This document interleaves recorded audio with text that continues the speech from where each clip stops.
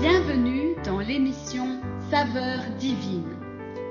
Cette bonne nouvelle du royaume sera prêchée dans le monde entier pour servir de témoignage à toutes les nations. Alors viendra la fin. Ce pain céleste vous est présenté par Immaculée Niraneza.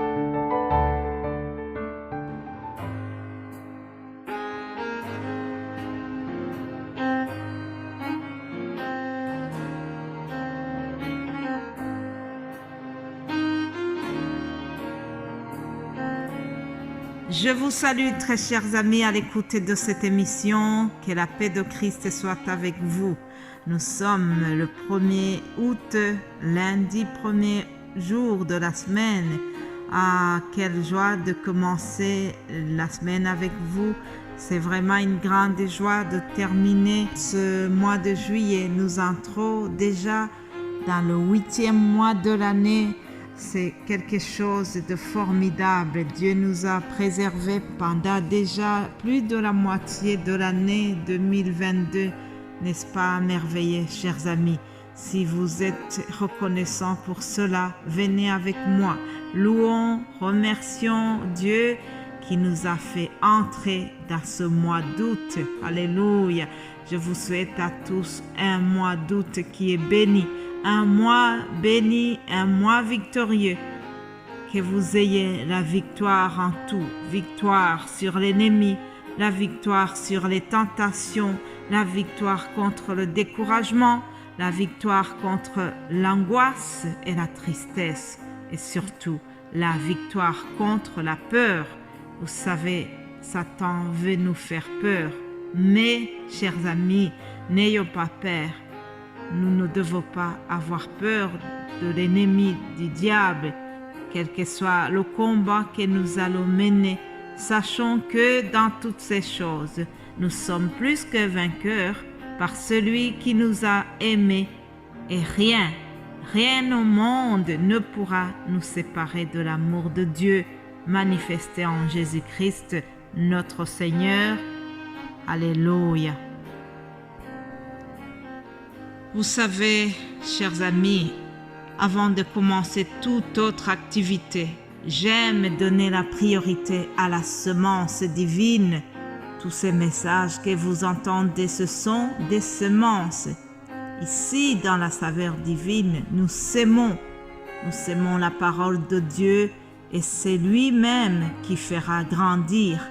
Il y a le temps des semailles, ce temps est toujours difficile, mais je reste convaincu que pour ceux qui sèment avec des larmes, ils moissonneront avec les chants d'allégresse.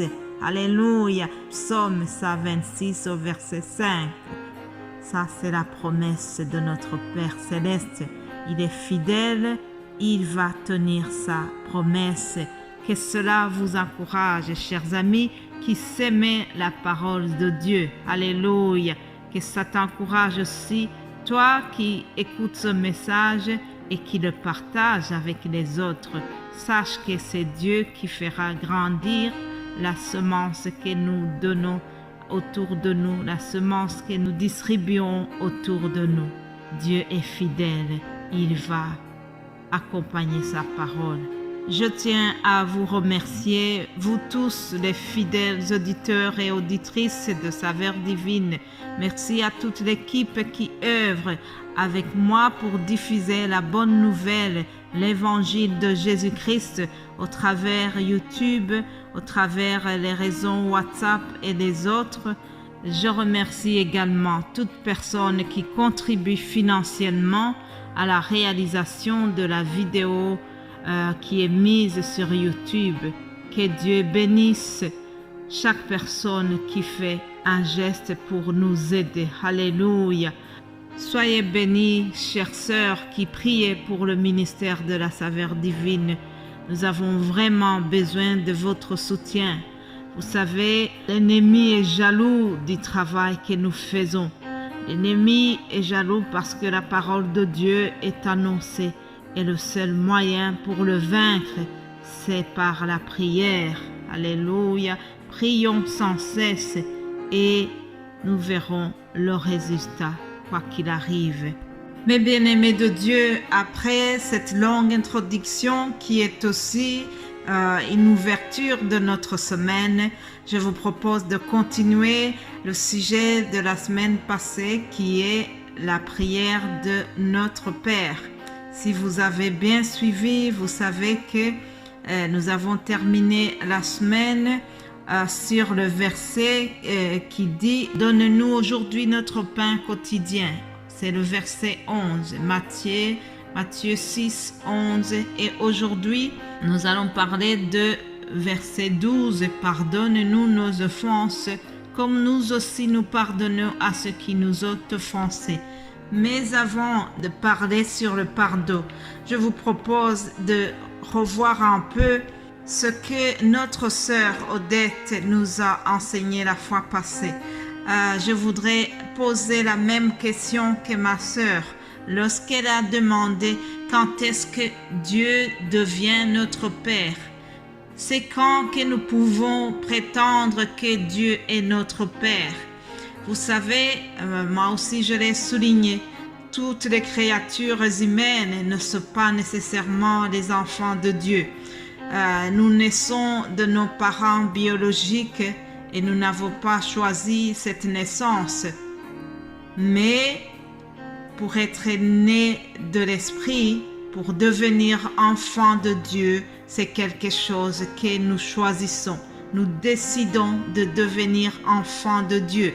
Tu peux être né dans une famille chrétienne, tu peux avoir fréquenté plusieurs églises, mais cela ne te rend pas nécessairement un enfant de Dieu. Tu dois prendre une décision sérieuse venant de ton cœur. Alors, voyons comment nous devenons enfants de Dieu. C'est un verset qui a été déjà donné, mais je voudrais vraiment rappeler cela pour des personnes qui n'ont pas suivi peut-être, qui nous rejoignent pour la première fois. Il est très important que nous continuons cette prière en ayant les bases nécessaires pour être appelés enfants de Dieu. Lisons Romains 10 au verset 9. Il est écrit: si tu confesses de ta bouche le Seigneur Jésus et si tu crois dans ton cœur que Dieu l'a ressuscité des morts, tu seras sauvé. Alléluia. Voilà le premier pas pour devenir enfant de Dieu. Nous devons reconnaître que Jésus-Christ est mort à cause de nous. Nous devons reconnaître que nous sommes pécheurs et que Dieu a envoyé Jésus-Christ afin qu'il meure, afin que nous soyons pardonnés de nos péchés. Alors, si tu crois que Jésus-Christ est mort pour toi, qu'il est ressuscité, alors là, tu reconnais qu'il est mort pour les pécheurs et tu demandes pardon pour tes péchés. À partir du moment où tu fais le pas, tu demandes que Jésus devienne ton Seigneur et ton Sauveur. Automatiquement, tu deviens enfant du Père Céleste. Alléluia. Il y a une nouvelle naissance qui doit être opérée, chers amis. Si vous lisez l'Évangile selon Jean chapitre 3, vous lirez l'histoire de quelqu'un qui s'appelle Nicodème. Vous allez voir la conversation que Nicodème a eue avec Jésus-Christ autour de la nouvelle naissance. Ça parlait justement de comment devenir enfant de Dieu. Continuons donc la prière. Nous arrivons au verset 12. Pardonne-nous nos offenses, comme nous aussi nous pardonnons à ceux qui nous ont offensés. Ah, c'est la notion du pardon ici. Chers amis, personne ne peut se dispenser de dire cette phrase du Notre Père en prétendant que lui ou elle n'a pas offensé Dieu. Nous avons tous offensé Dieu. Même le meilleur des hommes, le plus sérieux, le plus honnête, le plus religieux et le plus gentil possible, il ne peut pas prétendre qu'il n'a jamais offensé Dieu. La parole de Dieu nous dit, il n'y a plus de juste, même pas un seul. Ah oui, C'est la Bible qui dit cela. Il n'y a pas de juste, même pas un seul. Tous ont péché et sont privés de la gloire de Dieu. Voilà pourquoi, chers amis, nous devons chaque jour demander pardon à Dieu. Nous devons chaque fois revenir près de Dieu pour nous humilier, pour demander pardon pour nos péchés. C'est une notion vaste que je vais continuer demain parce que le temps qui était prévu est terminé. Mais demain, je vais continuer sur cette notion du pardon. Que Dieu vous bénisse abondamment et je vous retrouve demain par la grâce de notre Seigneur Jésus-Christ. Amen.